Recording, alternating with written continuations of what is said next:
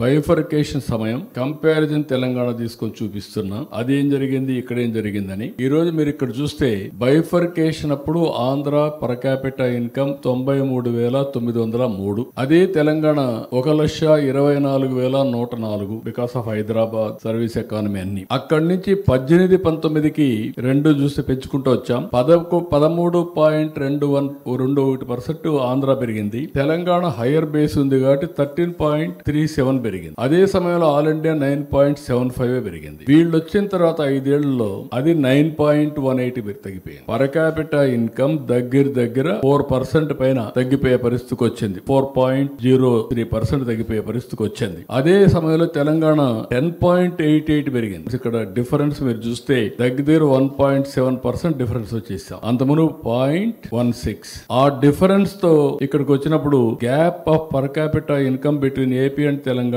Widen అయింది. 31,000 beginning లో ఉంది. ఇది 55,000 పెరిగింది. బికాస్ ఆఫ్ బేస్ నేనున్నప్పుడు స్లోగా పెంచుకుంటూ తగ్గించుకుంటూ వస్తున్నాం. ఇప్పుడు అది 1,10,000 అయింది. ఇక్కడ మీరు చూసినప్పుడు ఈ యొక్క డిఫరెన్స్ వల్ల పర్ క్యాపిటా ఇన్కమ్ 2,86,439 అయి ఉండాల్సింది. అది దగ్గర 2,37,951 రూపాయలు అయింది. అంటే బికాస్ ఆఫ్ 13.9కి షార్ట్ ఫాల్ వచ్చి పర్ క్యాపిటా ఇన్కమ్ లో 48,488 అంటే 48,500 రూపాయలు, 48,500 రూపాయలు తగ్గిపోయింది. అదే గ్రోత్ వచ్చిన ప్రతి ఒక్కరికి 48,500 రూపాయలు పెరిగేది. ఇక్కడ మళ్ళీ నేను చూపించాను. ఇక్కడ మీరు చూస్తే ఆవరేజ్ గ్రోత్ రేట్ 13.21, 9.18. డిఫరెన్స్ మీరు చూస్తే దగ్గర 4.03, 4% డిఫరెన్స్ వచ్చేసింది. దానివల్ల రాబోయే రోజుల్లో కూడా జిఎస్టిపి కాంట్రిబ్యూషన్ తగ్గి సిఏజిఆర్ లో చాలా డిఫరెన్స్ వస్తుంది. అది కూడా చూపిస్తాను.